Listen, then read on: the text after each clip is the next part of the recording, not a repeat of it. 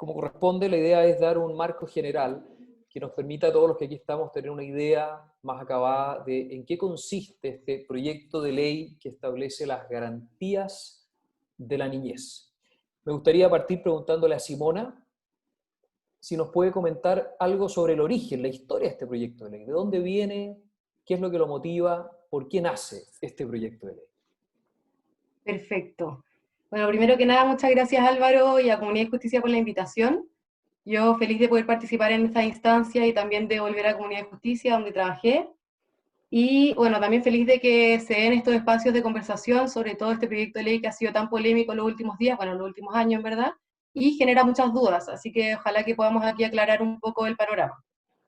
El proyecto de ley no es el primero que se presenta al respecto. El proyecto de ley que vamos a comentar hoy día se presentó el año 2015 por la expresidenta Bachelet, pero ya se había presentado un proyecto de ley de protección integral a la niñez en 2005 y otro el año 2013. El origen de estos proyectos de ley es la Convención de los Derechos del Niño, que es ratificada el año 1990 por el Estado de Chile, y que compromete a todos los Estados partes a adoptar todas las medidas jurídicas, legislativas y administrativas posibles para dar efectividad a los derechos de los niños. Entonces, de hecho, en el mensaje del proyecto de ley del año 2015 se resalta este compromiso adquirido por el Estado de Chile a partir de la ratificación de la Convención. Por una parte busca dar una bajada de los derechos de la Convención a nuestra legislación interna, que es toda la primera parte del proyecto de ley, los títulos 1 y 2, y la segunda parte busca crear un sistema de protección administrativa que pueda dar efectividad a estos derechos. Este proyecto de ley, desde que ingresó el año 2015, estuvo 1 año y medio en primer trámite constitucional en la Cámara de Diputados, donde se presentaron más de 500 indicaciones, y finalmente en la sala de la Cámara de Diputados del año 2017 se rechazó casi en su totalidad los títulos 3 y 4, pasando al Senado casi con la primera parte nomás, que es la Declaración de Derechos y Principios, y toda la parte de la protección administrativa fue rechazada. Esto por dos principales críticas, diría yo. En primer lugar, el proyecto de ley pretendía crear un sistema de protección administrativa, pero no tenía financiamiento. El informe financiero no tenía ningún peso.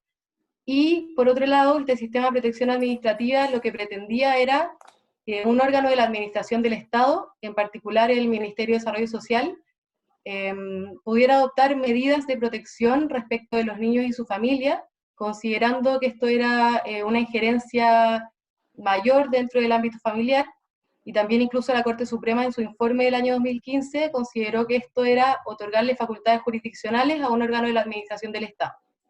De esta manera, el Ministerio de Desarrollo Social iba a ser el encargado de ponderar si es que había o no una vulneración de derechos dentro de la familia y poder tomar una decisión respecto a qué era lo mejor para ese niño y su familia. Entonces, toda esta visión del sistema de protección administrativa fue rechazada, y en 2017, cuando el proyecto pasó a su segundo trámite, pasó a la comisión especial encargada de tramitar proyectos de ley relacionados con niños del Senado, donde está todavía, o sea, desde el año 2017 hasta ahora sigue en la misma comisión. Ya fue aprobado en general, y desde que inició el gobierno del presidente Sebastián Piñera, este último gobierno, se convocó en marzo del 2018 un acuerdo por la infancia, donde participaron durante 60 días de una mesa parlamentarios, organizaciones de la sociedad civil, fue muy transversal, y dentro de las medidas que se comprometieron en el acuerdo, muchas tienen que ver con la ley de garantía. Había consenso respecto de todos los sectores de la necesidad de contar con esta ley marco, pero no hay consenso respecto al contenido de la protección administrativa. Una de las medidas que se comprometió en el acuerdo fue que el Ejecutivo presentara indicaciones a este proyecto de ley, y por eso en 2018 como Ejecutivo ingresamos indicaciones en octubre y otras en noviembre del 2019, que buscaban hacerse cargo de las críticas también que el proyecto había sufrido en primer trámite. Se buscaba, por una parte, adecuar los derechos y el contenido de los derechos al contenido de la Convención de los Derechos de los Niños, porque muchas veces se intentó ir como más allá de la Convención. Se intentó establecer un enfoque familiar a lo largo de todo el proyecto de ley, consagrando el principio del fortalecimiento del rol protector de la familia, reconociendo el principio constitucional del derecho preferente de los padres a educar a sus hijos, y también planteamos una nueva propuesta de protección administrativa que cambia el modelo original, ya que está enfocado sobre todo en la prevención y en otorgar las herramientas necesarias a las familias para que ellas puedan ejercer su rol protector. Y también considera que este procedimiento de protección administrativa tiene que ser siempre voluntario y no como una medida como que sancione a las familias, sino siempre que vaya en su apoyo, sobre todo para darle las herramientas para proteger a los niños. Eso yo creo que es un poco el resumen de lo que han sido estos 5 años de tramitación. Muchas gracias, Simona. José Pedro, quería preguntarte a ti, a partir de tu experiencia, trabajando con niños por ya tantos años, ¿cierto?, de la Fundación Ciudad del Niño, ¿cuál crees tú que es el aporte, o también podría ser la necesidad de un proyecto de ley como este, para la protección efectiva de los niños? Y esto en el marco del Acuerdo Nacional por la Infancia. Bueno, buenas tardes a todos. Muchas gracias, Álvaro, por la invitación. Mira, lo primero que me surge a mí es que este es como un paquete de regalo precioso, pero sospechoso.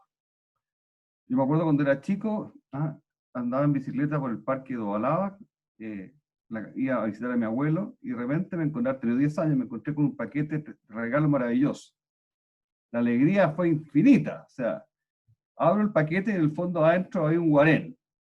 Y me acuerdo de esta experiencia traumática, porque es lo que me evoca este proyecto de ley, en el sentido de que, desde el punto de vista del fundamento antropológico y ético del proyecto, a mí me genera muchas dudas, porque se trata de una visión determinada, que puede ser perfectamente legítima, pero que no es la que basamentos axiológicos que sustentan las normas constitucionales actuales, ni la mirada cristiana, digamos, de la sociedad, ni mucho menos. Ahora, a mí lo que me genera es me produce desconfianza desde la clase política. ¿Por qué? ¿Por qué te lo digo? Porque fíjate que lo último que ha ocurrido es que se ha supeditado la aprobación de esta ley, a la aprobación de la ley, perdón, del Servicio Nacional de Protección de la Infancia, que es lo que estudia el Sename, que es urgente. Sin embargo, se ha supeditado por algunos sectores la aprobación de esa ley a la aprobación de esta ley sobre los derechos del niño, o sea, como si fuera la cuestión más urgente del mundo. Y eso a mí me deja un sabor amargo, porque me da cuenta de la desconexión total de la clase política con la situación de los niños en Chile.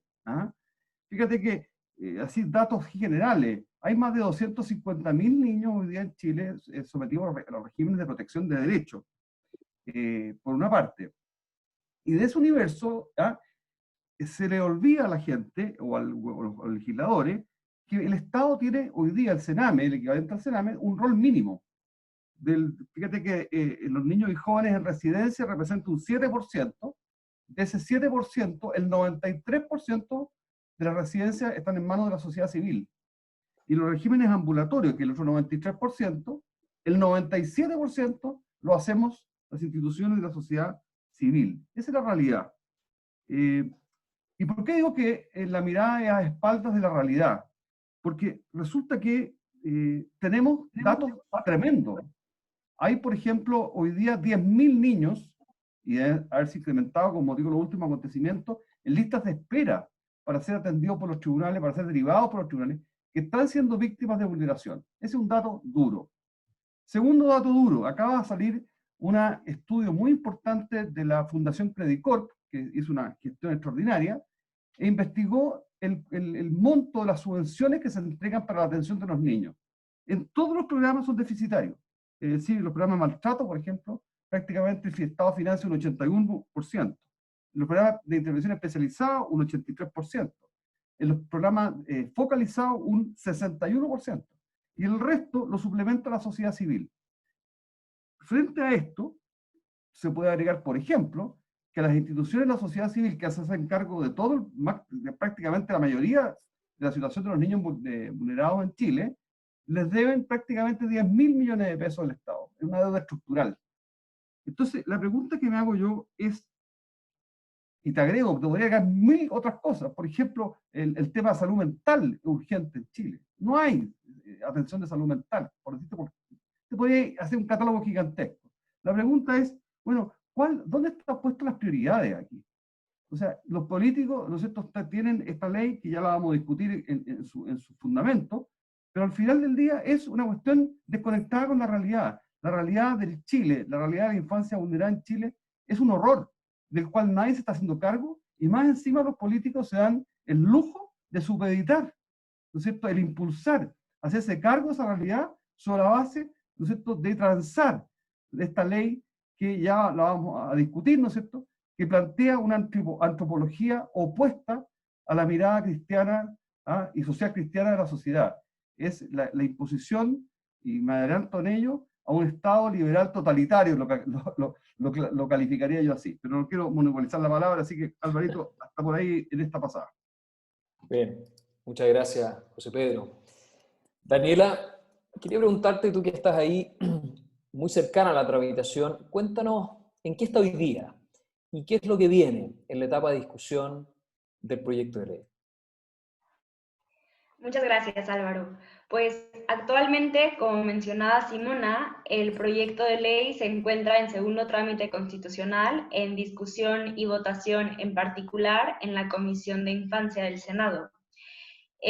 Actualmente en la comisión lo que se está haciendo es discutiendo y votando las indicaciones que a finales del año pasado se presentaron respecto a este proyecto.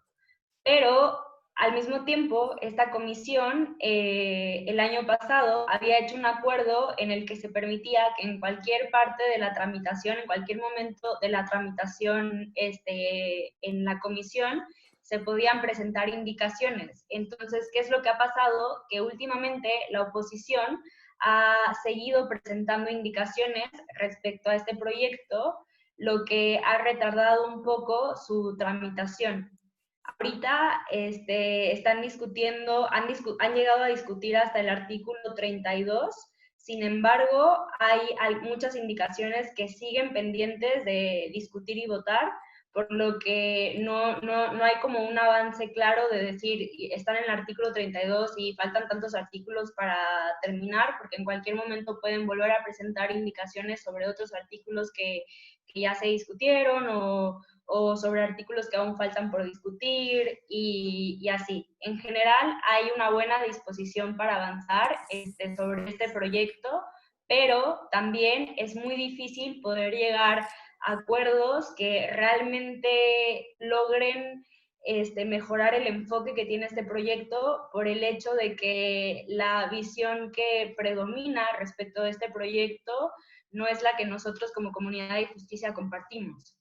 Y el problema que presenta principalmente en este momento el proyecto es que las indicaciones que se han ido presentando le han dado un enfoque al niño como si fuera, entre comillas, un semiadulto.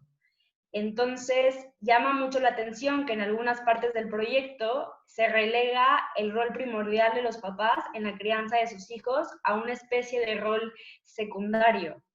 Pero al mismo tiempo también ha habido indicaciones por parte del oficialismo y del Ejecutivo que han mejorado mucho estas cuestiones, tratando de reforzar el derecho preferente y deber de los padres de educar a sus hijos, incluyendo un principio que es el rol protector de la familia, entre otras cuestiones.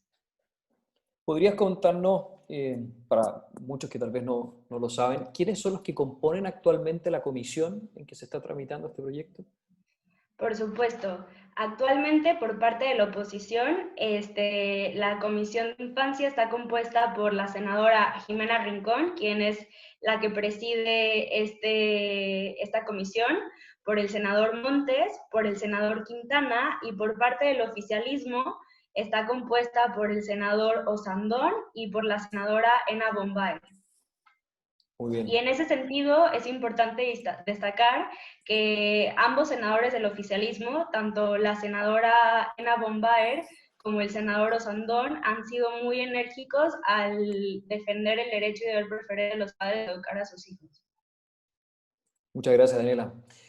Bueno, ahora vamos a entrar en arena un poquito más polémica, ¿no? La idea es profundizar ahora en ciertas cuestiones que han sido objeto de discusión, y discusión bastante acalorada, incluso las últimas semanas, lo hemos visto en debates en el diario, sobre este proyecto de ley. José Pedro ya adelantaba algunas críticas, bueno, también Simona y Daniela, porque como todo proyecto de ley es imposible que sea neutro, ¿cierto? Siempre hay una mirada sobre la persona humana, siempre hay una cuestión antropológica de base, aunque esta no se diga.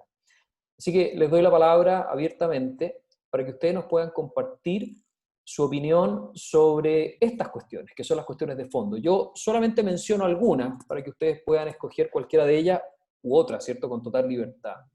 Hemos visto mucha discusión sobre la cuestión de la autonomía progresiva en este proyecto de ley. Segundo, también bastante discusión sobre la perspectiva de género que impone este proyecto de ley para la interpretación de todos los derechos que se garantizan a los niños. En tercer lugar, hay una noción del interés superior del niño que también ha sido ampliamente discutida. En cuarto lugar, ustedes ya lo han mencionado, ¿de qué manera se garantiza y se protege y se reconoce el derecho preferente y el deber de los padres a la crianza y educación de sus hijos? En quinto lugar, insisto que estoy tirando algunas ideas, ustedes podrán tomar la que quieran. Ya lo adelantaba de algún modo José Pedro, esta sospecha sobre el rol de los padres que cuando ejercen autoridad pareciera necesariamente entrar en oposición al ejercicio de los derechos de los niños. Y lo dejo hasta ahí. Hay otras ideas, pero las podemos ir conversando más adelante. Les doy la palabra a cualquiera de ustedes tres para profundizar en estas cuestiones o, insisto, cualquier otra que ustedes estimen pertinente. Bueno, si quiere, yo tomo el guante. Adelante. Bueno, desde luego, voy a tomar el tema de la autonomía progresiva, ¿eh? Porque hasta donde yo sé, y yo no soy absolutamente, no soy experto en estas cuestiones, yo te diría, aparte de mi rol académico y mi rol en la fundación, no soy un experto en temas de infancia, pero yo hasta donde entiendo, esta autonomía progresiva es un concepto que no está en la Convención, a lo mejor la Simona nos puede ilustrar al respecto, no está en la Convención de los Derechos del Niño, es una construcción de manufactura nacional, ¿ah? Pero que es de manufactura nacional y tremendamente peligrosa, porque en el fondo lo que nos está diciendo es que estamos generando personas o niños o jóvenes autónomos de su familia, disociados de su familia, autónomos de sus hermanos, autónomos, ¿no es cierto?, en términos de una especie como de distanciamiento social, ahora que está de moda con el COVID, digamos, respecto a su propia familia. Por lo tanto, es un concepto normativo que no está, es un concepto inventado, creado. Y ese elemento de autonomía es un elemento que es la base de un elemento confrontacional al interior de la familia, porque es un sujeto, el niño, demandante de derechos, del respeto a sus derechos, respecto a sus propios padres, respecto de sus hermanos y respecto al Estado. Es un sujeto demandante de derechos. Es un sujeto, además, que no tiene deberes. O sea, aquí no se plantea, como todo elemento, ¿no es cierto?, propios de una realidad integral, se plantea un sujeto de derechos, lleno de derechos, de los más estrambóticos incluso. Sin embargo, el ámbito de los deberes no existe. O sea, ese es un tema que está excluido, o sea, el deber de colaboración, de solidaridad, de no hacer bullying a sus compañeros, por ejemplo, el elemento básico de un niño de formación no existe.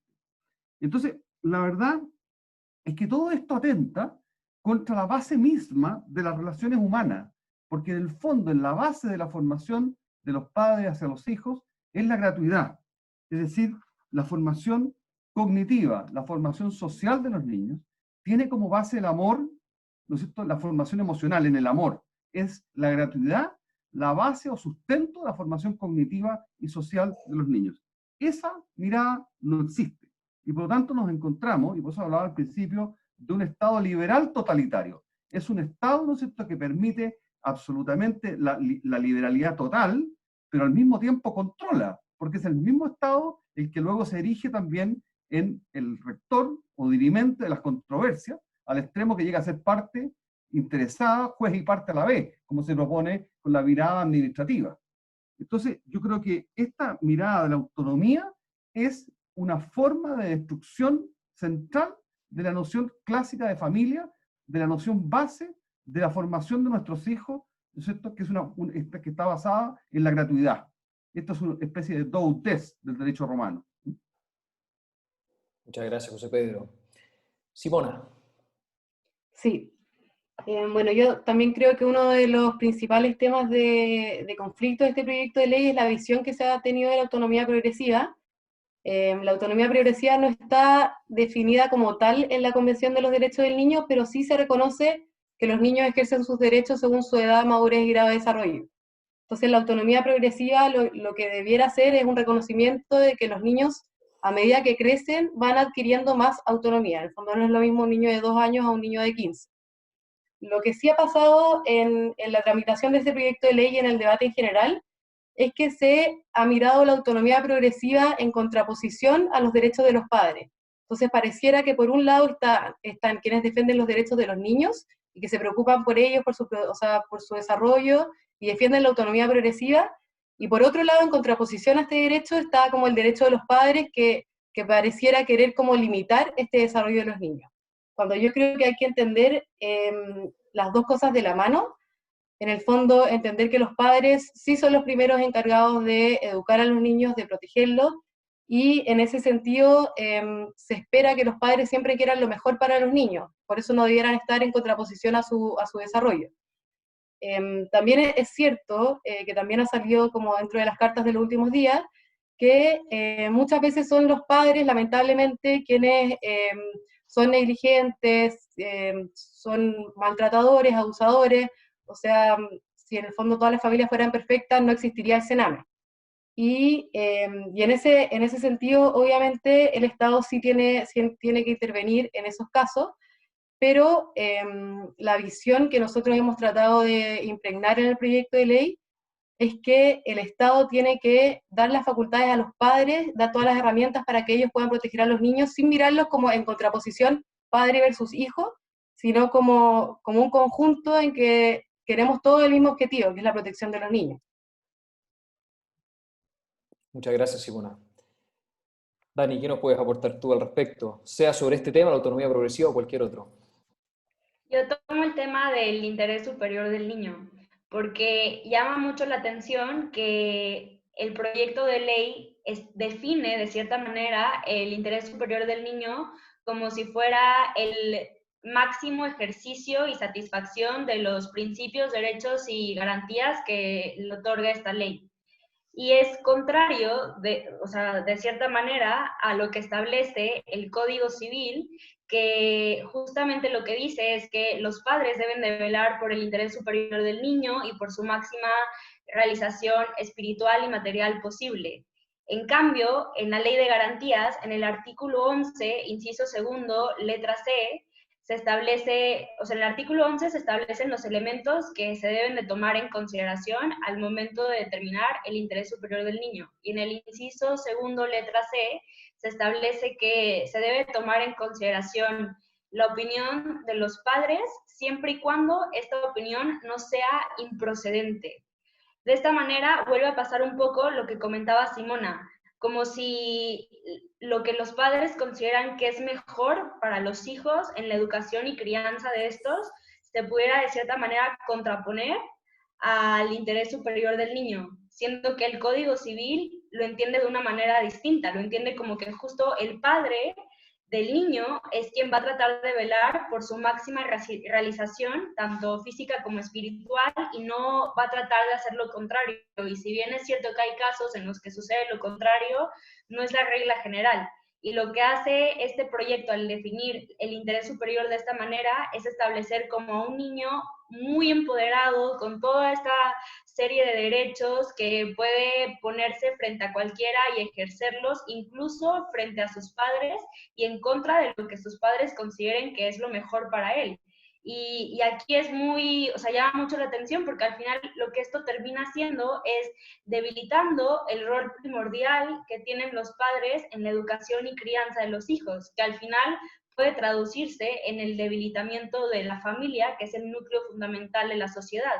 Y lo que sucede es que en el fondo se busca equiparar la autonomía de los niños con la autonomía de los adultos, porque se termina empoderando a este niño como si el interés superior de este niño fuese que pudiera ejercer toda esta serie de prerrogativas aun y cuando no vayan en concordancia con lo que sus papás creen que es lo mejor para él.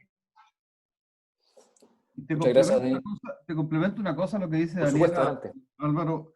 Fíjate que yo no sé, bueno, no sé los textos finales, porque al final le han metido tantas indicaciones que ustedes corríjanme si eso está o no vigente, pero la sensación que me queda leyendo el artículo 7, por ejemplo, del proyecto de ley, es que los padres y las personas responsables, digamos que no son, que tienen a cargo sus niños, los niños, ¿ah? Somos o pasamos a ser verdaderos asesores de nuestros hijos.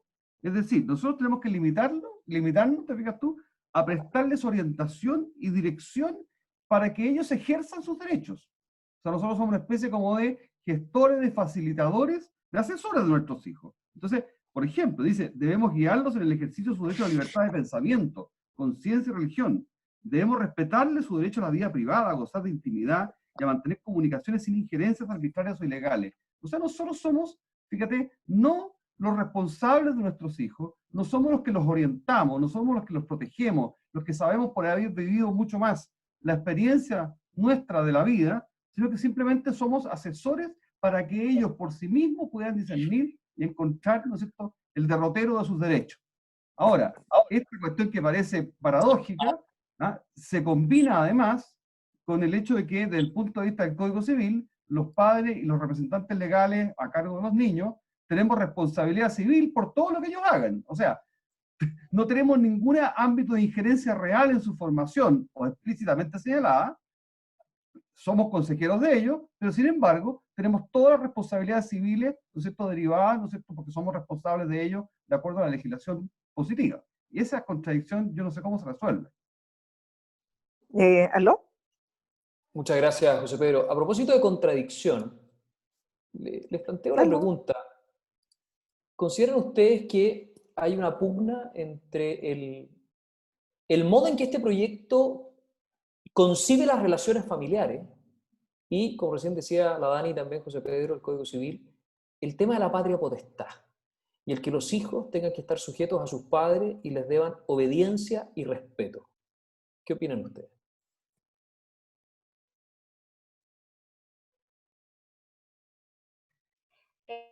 Yo tomo la palabra. A mí me parece que en ciertos artículos del proyecto de ley sí hay pugna respecto de estos derechos. ¿Por qué? Porque, por ejemplo, hay un artículo que establece la libertad de reunión y de asociación y dice que ningún niño puede permanecer en una asociación si no es lo que él desea. ¿Y qué pasa, por ejemplo, si un papá considera que lo mejor para su hijo es que forme parte de los scouts? Y entonces el niño no quiere. A través de este proyecto de ley, el niño perfectamente puede decir, pues no quiero ir, entonces no voy, aun y cuando el papá cree que va a ser muy bueno para su formación el hecho de que vaya a los scouts, por poner un ejemplo.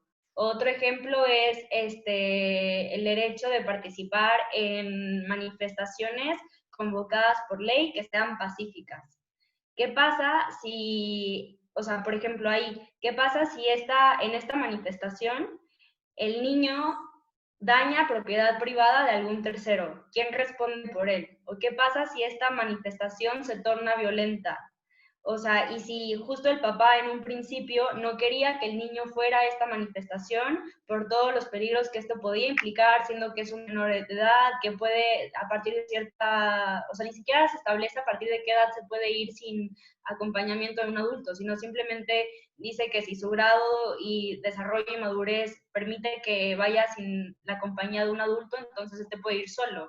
O sea, ahí también hay una pugna, porque ¿qué pasa si el papá no lo quiere acompañar porque no está de acuerdo con que su hijo asista a una manifestación y aún así el niño tiene toda esta serie de prerrogativas y entonces puede ir y asistir a esta manifestación? O también hay una parte del articulado que establece que el niño puede solicitar una representación judicial distinta a la de sus padres o sus representantes legales, siempre y cuando estos tengan intereses que sean incompatibles.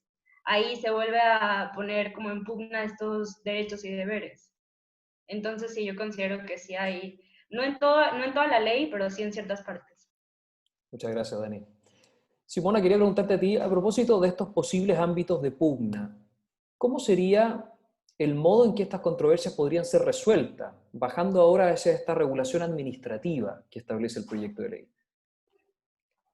Sí. Bueno, por un lado, en el segundo título nosotros tratamos de resolver esta pugna estableciendo dentro del principio del rol protector de la familia que todos los derechos del título segundo se deben interpretar a la luz del principio constitucional del derecho preferente de los padres a educar a sus hijos, entendiendo que también al ser constitucional este principio rige y que no está de alguna manera derogado por estos derechos que se están reconociendo a los niños. Y se materializa a través del sistema de protección administrativa que nosotros proponemos, que son las oficinas locales de la niñez, que nosotros desde la Subsecretaría de la Niñez ya partimos con un piloto del año 2019 en 12 comunas del país, que se hacen cargo de esta protección administrativa, que nuestro modelo es principalmente la promoción de los derechos de los niños y la prevención a nivel local, a nivel municipal. Estas oficinas también tienen dentro de sus funciones la articulación de la oferta local, porque pasa que muchas veces en las municipalidades hay distintos programas que dependen de distintos ministerios, salud, educación, pero no hay un ente que conozca toda esta oferta programática y que pueda hacer derivaciones eficaces a los niños. Por ejemplo, un niño que no tiene un cupo en una sala cuna o en un colegio, puede ir a la oficina local de la niñez para que de esta manera articulen y se hagan efectivos sus derechos a la salud y educación. Y dentro de esto, de las funciones de la oficina local de la niñez, está la prevención y el trabajo con la familia. La idea es que al levantarse cualquier alerta del niño, que no sé, puede ser que no esté yendo al colegio porque se tiene que quedar en la casa cuidando a su abuelo enfermo, la idea es que se levante una alerta respecto de ese niño y que esta oficina local pueda intervenir, pero no de manera en el fondo, meterse en el ámbito familiar, sino de ofrecer una solución. O sea, puede que haya un programa de cuidadores que pueda resolver el tema para que el niño pueda ir al colegio, puede que si no tenga un cupo se lo busque en otro lado, o también con sesiones de terapia familiar, etc. Muy bien. Yo, Álvaro, José Pedro, adelante. yo respecto a ese punto soy absolutamente, no es que sea negativo, no quiero parecer como una persona muy negativa en todo, pero soy nuevamente escéptico, porque hemos vivido, nosotros la Fundación, como tú bien decías, tiene 86 años, hemos vivido, ¿no es cierto?, todos los gobiernos, hemos vivido todas las situaciones. Te quiero decir que la protección, la vulneración de los derechos de los niños fue la sociedad civil la que se hizo cargo. El Estado, muchos años después, prácticamente hacia fines del siglo XX, vino a asumir esa responsabilidad de una manera al revés, casi subsidiaria. O sea, hoy día, como les decía al principio, más del 90% de la atención de la infancia en Chile, por lo menos de la infancia de los niños vulnerados, la hace la sociedad civil. ¿Eh? Entonces, la pregunta es, nosotros tenemos experiencia ya con interactuar con la burocracia estatal, específicamente con el Sename, ojalá que lo que viene por delante sea una cosa totalmente distinta y así, ojalá así sea. Pero nuestra experiencia ha sido fatal. O sea, realmente nos hemos enfrentado a un órgano como un elefante lento, burocrático, que lo último que está pensando es en los niños. Es un elefante que se preocupa de la papelería, se preocupa que tú le rindes cuentas acompañando el boleto de micro, eso no puede faltar, pero nadie se ha preocupado, por ejemplo, Álvaro, en el gobierno, en la Senat, no este gobierno, es un tema que cruza todos estos gobiernos, nadie se ha preocupado, por ejemplo, de hacer una medición de impacto. Es decir, el Estado no sabe si las intervenciones que hace tienen resultado, tienen sentido o no. Por ejemplo, un niño que es abusado sexualmente, que tiene suerte y que no está entre los 10.000 que está en lista de espera y que logra ingresar a un sistema de protección, a una ONG, por ejemplo, ese niño, ¿no es cierto?, pasa en tratamiento, entre comillas, o de rehabilitación o de reparación, máximo 1 año y medio, porque el Estado, los programas duran 1 año y medio. Por consiguiente, imagínate tú lo que significa para un niño que ha sido maltratado, abusado, explotado, etc. Una reparación, digamos, psicológica de 1 año y medio es imposible. Bueno, eso te quiero decir, que demuestra un botón, de cómo está, cómo el Estado en el fondo es impermeable, y el Estado tampoco sabe si esos programas realmente son fuente de rehabilitación o de reinserción o de reparación de ese niño. No lo sabe, porque no hay ningún estudio de medición. Recién nuestra fundación con la Universidad Católica hemos hecho un primer esfuerzo gigantesco para poder saber si el trabajo que hacemos con todos nuestros profesionales, ¿te fijas?, tiene algún resultado práctico. Y fíjate que los resultados son en alguna medida desalentadores, porque el tiempo que están los niños con nosotros, el tiempo que le dedican los profesores es totalmente insuficiente. Piensen ustedes a un hijo cualquiera de nosotros que fuera víctima de estos hechos, a lo mejor necesita años de reparación. Aquí lo egresan, se egresa, porque no se puede más, porque es un programa, en un año y medio, ¿me entiendes tú? Entonces, esa, por ejemplo, cuestión elemental, ni siquiera el Estado lo sabe. Entonces, volviendo atrás, el Estado burocrático, el mismo que ha fracasado incluso en las atenciones directas de los niños. Los mayores problemas que se han producido de vulneraciones, de abusos, etcétera, han sido los CREAT, que son administrados directamente por el Estado, que atiende una fracción mínima, como les he explicado anteriormente, o porcentaje mínimo del problema. Y a ese mismo Estado le vamos a entregar ahora, ¿no es cierto?, la resolución de la derivación, aquello que hacen los tribunales hoy día. Yo lo encuentro, digamos, de una ingenuidad, por ponerle un nombre simpático, digamos, absoluta. Ahora, sí me parece que el Estado puede colaborar, y la nueva Servicio de Protección, en campañas preventivas, porque todos sabemos, o todo el mundo se sabe, que lo que invierte el Estado, ¿no es cierto?, si invierte un peso en reparación, esos un peso en reparación equivalen a 10 pesos cuando el niño ya ha sido en reparar el maltrato. Por tanto, la prevención ocupa aquí un rol fundamental. Y si de eso se trata, estoy, por cierto, partidario ahí, coincido con Simona, que si el enfoque es que el Estado apoye la prevención, yo estoy 100% de acuerdo. Pero de ahí en adelante, créeme que la experiencia histórica con la burocracia estatal ha sido un desastre. Álvaro, Muchas gracias, José Pedro. para Sí, acotar un poco bien cortito Simona. lo de José Pedro. Primero, estoy completamente de acuerdo con la importancia del rol que ha tenido la sociedad civil en la protección de la niñez. De hecho, se hizo cargo desde mucho antes del Estado respecto de los niños más vulnerables del país. Eso también se reconoce en la creación de este nuevo servicio de protección especializada a la niñez y adolescencia, en que siguen siendo muy importantes los colaboradores acreditados. Y también una de las novedades de este servicio es que incluye una evaluación anual de resultados. Por primera vez se va a evaluar los resultados de los programas, así que eso también es una muy buena noticia. Solo para distinguir que en el fondo el servicio de protección especializada se va a hacer cargo solamente de las vulneraciones graves de derechos, y la idea es que esté toda esta institucionalidad nueva de protección administrativa que se haga cargo de la prevención, de manera de poder separar estos dos roles para que efectivamente pueda haber alguien a cargo de la prevención.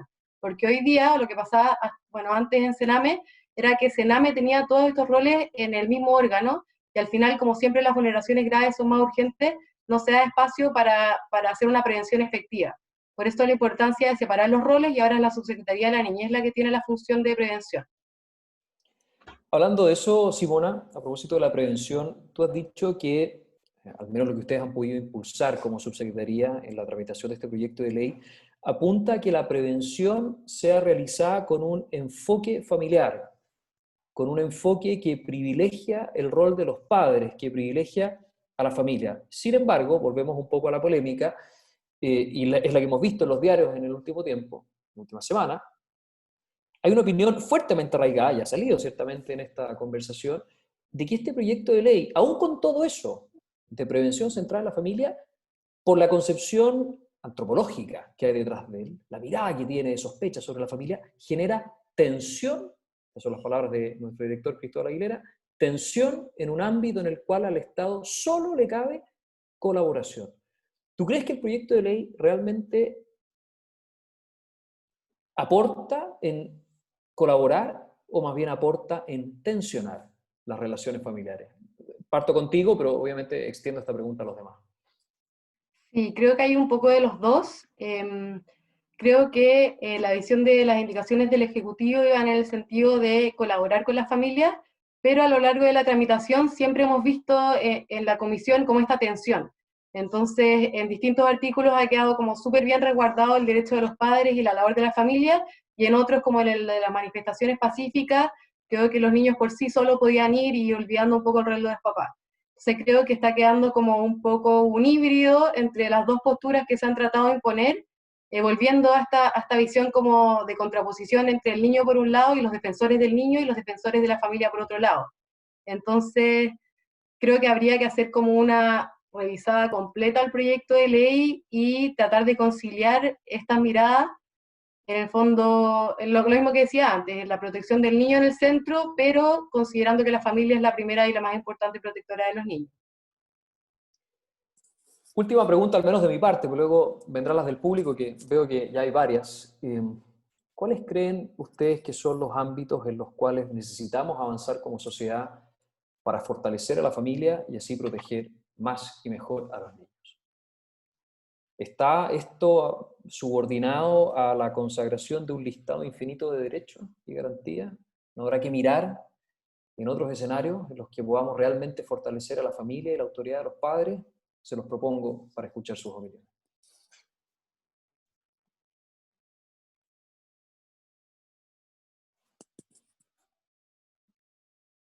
¿Parto yo? Si tú quieres, sí, adelante. Sí, yo creo que hay muchos ámbitos de acción, sobre todo el fortalecimiento de la familia, que hay una parte importante que podría estar en el proyecto de ley de garantías, que como les contaba son las oficinas locales de la niñez, que pueden estar en todas las municipalidades si se aprueba el proyecto de ley, pero también hay todo otro ámbito de acción respecto de la familia que a veces queda un poco olvidado, y creo que también ahí tiene un rol muy importante el Ministerio de Desarrollo Social y Familia, que se creó hace poco, de dar a todas las políticas públicas esta visión de familia. Por ejemplo, en el tema del transporte, el tiempo que se demoran los papás en llegar a sus casas, los papás que tienen que trabajar toda la semana y no tienen ni siquiera los domingos para estar con los hijos, la gente que va a los consultorios y que espera horas y que también los niños los tienen que dejar solos. Creo que también desde esa mirada como intersectorial debiera haber un enfoque familiar en todas las políticas públicas. Hay también proyectos de ley que se están tramitando hoy día que creo que pueden ser un gran aporte. Por ejemplo, hay distintas reformas a las pensiones de alimentos, que también ahí hay un gran tema. El 84% de los deudores de alimentos hoy día no paga la pensión. Entonces estamos hablando de más de 70.000 niños y familias que no reciben lo que necesitan para subsistir.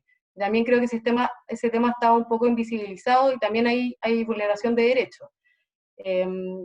También hay un proyecto de ley que modifica el Código del Trabajo en materia de trabajo infantil, de manera de erradicar el trabajo infantil y dejarlo súper acotado, súper protegido. Ahí también creo que hay un gran tema. Y bueno, no tanto que relacionado con la familia, pero el Servicio de Reinserción Social Juvenil, que está en segundo trámite, también es una institucionalidad nueva muy importante que su aprobación va a terminar finalmente con el Senado. Muchas gracias. ¿Algo que quisieran agregar ustedes, José Pedro? No, mira, yo, o sea, lo que dice la Simona es súper importante, porque al final esto pasa por si realmente, digamos, revalorizamos o valorizamos, tal vez la palabra más correcta, el rol esencial de la familia. O sea, en la familia es el lugar natural donde se forman los hijos. Y como decía al principio, el presupuesto fundamental en la formación de los hijos no es esta generación de personas autónomas, demandantes de derechos, porque en ese trade-off, esta generación de personas autónomas, ¿no es cierto?, se fragua la destrucción misma de la familia. La familia tiene como fundamento la gratuidad. Es decir, y esto es la destrucción de la gratuidad. Y eso por una parte. Y por lo otro, la experiencia de la fundación nuestra durante tantos años, en todos los programas, nosotros tenemos programas tanto de maltrato como de protección, y más de protección que de maltrato, perdón, de responsabilidad penal adolescente, me refiero, programas de protección. En esos programas de protección, la experiencia nuestra es que el trabajo con las familias es absolutamente esencial. La reinserción de los chiquillos. Obviamente que nos encontramos con muchos casos de familias disfuncionales o de familias que son las causas de la vulneración. Todo el trabajo de la fundación nuestra, ¿se fija?, es poder insertar o reinsertar a ese niño o a ese adolescente en alguna familia sustituta de aquella, si acaso la de origen es la vulneradora o la que lo está afectando sus derechos, es insertarlo en familias sustitutas o con adultos significativos, de manera que puedan en ese contacto humano generar aquello que la familia naturalmente no le ha podido brindar a ese menor. Esa es la base de todo. Entonces, siento, y por eso que he hecho en falta en estos proyectos, esa mirada. No es la mirada de por qué el padre no tiene esta lógica, esta especie como solamente, digamos, de patria potestad, entendida como una especie como de padre castigador, omnipresente o limitador. Es todo lo contrario. Es un padre que tiene capacidad, o madres y padres que tienen capacidad de dirigir ese proceso formativo. Entonces, yo creo que esa mirada debería estar en el eje de la ley y no se ve por ninguna parte. ¿Eh? Ya, yo me refería a los deberes de los niños, ya.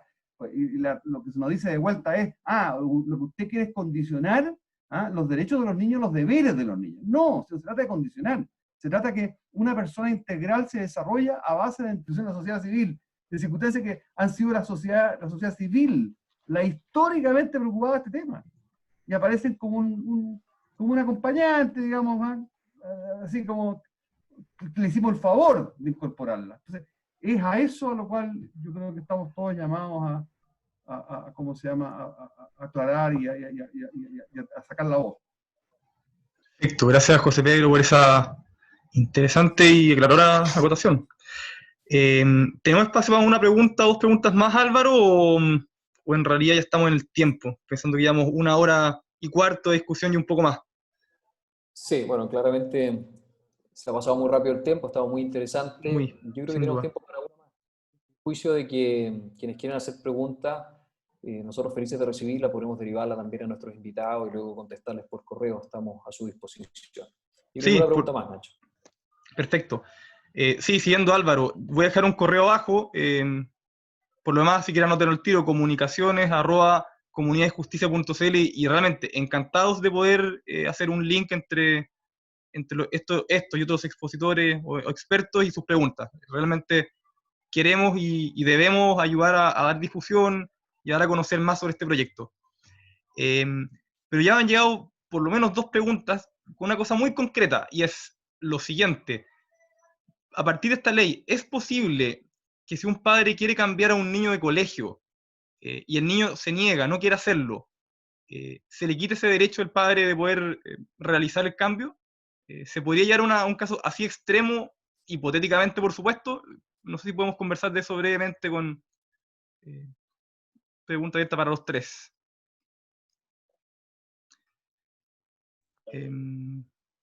Yo puedo tomar la palabra. Daniela, por favor. Sí.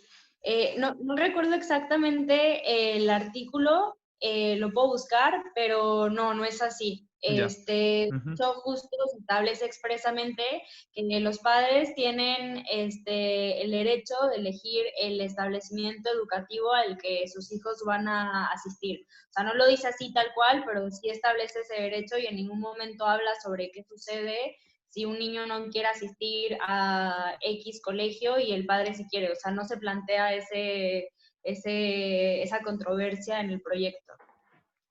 Perfecto. Preciso y conciso. Y tal vez, como la pregunta fue corta, no sé si podemos quizás dejar a Elisa Terriere que haga un último comentario antes de cerrar. Sí, tiene Para eso la vamos mano en a... alto hace mucho rato. Sí. Elisa, gracias por la paciencia. Vamos a... Ahí está con audio ya. Te escuchamos, Elisa. Había perdido la esperanza, pero dije nada que conversar. Bueno, rápidamente por el tiempo, porque yo sé que es tarde y todos queremos descansar día viernes. Gracias por esta charla. La verdad que he aprendido mucho con respecto al articulado, la sigo hace muchos años. Miren, yo soy docente y a mí el tema de la perspectiva del género yo la conozco de cerca. Y la perspectiva del género y como experiencia de que acá se ha hablado claramente el tema de que no seamos ingenuos, lo que ha dicho don José, que el tema tiene una finalidad otra que lo que dice el proyecto.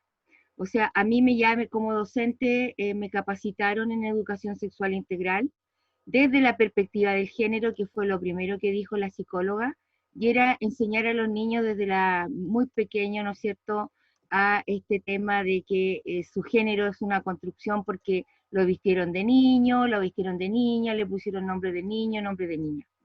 Entonces, cuando hablamos de perspectiva del género y derecho humano, es una visión política que pretende liberar a los niños de la autoridad paterna. Es así, y aunque le pongamos en el articulado muchas palabras, el padre queda relegado y yo reafirmo lo que dice don José, asesores de los hijos, o sea, a orientadores de los derechos humanos, porque si el hijo en un momento determinado en el colegio le enseñaron que él puede elegir, como lo hemos visto en muchos videos de la experiencia internacional, ¿no es cierto?, en México, en Argentina, le enseñaron que entre los 3 y 4 años él podía descubrir su identidad de género y a los 5 podría decidirlo, el papá, de acuerdo a esta perspectiva, no se podría oponer. Y de los derechos humanos también sabemos que es político porque es como casi una revolución de mayo que se pretende, y yo lo veo en los niños de enseñanza media porque le hago clase a los niños de enseñanza media, este tema de buscarlos para esta revolución, ¿no es cierto?, anticapitalista, porque eso es el patriarcado, el luchar contra el capitalismo. Y póngale el nombre que le pongan, es la lucha política contra el capitalismo. Y todo parte, ¿no es cierto?, y termina por los derechos reproductivos. Era más que nada una acotación lo que yo quería hacer y le doy las gracias por haberme dado estos 5 segundos de confianza. Muchas No, gracias. Elisa, de contrario, qué bueno que pudimos abrir el micrófono y pudiste compartir ese impactante y fuerte testimonio. No, agradecido, realmente. Gracias. Buenas noches. Buenas noches. Y creo que por eso, solo por el tiempo, yo creo que acá podríamos estar hablando mucho tiempo, pero me imagino que por el tiempo, Álvaro, ya es tiempo Sí. de cortar. Y disculpa a los que no pudimos también responder sus preguntas, no es por censura, sencillamente es porque el tiempo no nos da. Así es. Uh-huh. Y hay que privilegiar el tiempo de la familia, ¿cierto? Es Por viernes. supuesto, no hablo tanto de la familia, ¿no? Y los que tenemos hijos tenemos que ir a ejercer algo más que la orientación y guía con ellos. No, muchas gracias en nombre de Comunidad de Justicia, Simona, Dani, José Pedro, realmente muchas gracias, han sido muy generosos por compartir con nosotros lo que ustedes saben, lo que ustedes hacen. Gracias a todos quienes nos han acompañado en este conversatorio. Prontamente los vamos a invitar a otros más. Vamos a discutir sobre libertad religiosa y las limitaciones de la libertad religiosa en tiempos de pandemia. Consideramos como corporación que es bastante absurdo, por poner un ejemplo, que hoy día podamos pedir permiso para sacar a pasear nuestras mascotas, que está muy bien, y sin embargo no podamos pedir permiso para recibir asistencia espiritual o participar en alguna actividad de culto religioso. Hemos estado asesorando muchos casos de esto y queremos compartir esa experiencia con ustedes. Luego también vamos a hacer otro conversatorio respecto a las afrentas que está recibiendo el matrimonio, ¿no? A nivel legislativo, como se aprobó, por ejemplo, esta semana en general, el proyecto de ley que establece la afiliación para personas del mismo sexo, estos fallos polémicos que hemos visto en tribunales de familia y tribunales civiles que establecen que niños tienen 2 mamás o 2 papás, vamos a discutir sobre eso también. Y otros más, en fin, que queremos invitarlos a todos ustedes que nos puedan acompañar. Nuevamente, muchas gracias a los expositores, a todos los asistentes, gracias por su interés. Les pido a los expositores que nos quedemos 2 segundos adicionales para sacar una foto. Y con eso estamos. Que estén todos muy bien. Y solamente recordar, por favor, la encuesta es una forma que tenemos para poder mejorar estos espacios, captar los temas que a ustedes les interesan y poder seguir poniendo discusiones que son importantes para el bien común y para el mundo público. Eso, muchas gracias. Muchas gracias a todos. Gracias a todos. Gracias a todos, sí. La paciencia. Gracias, buenas noches.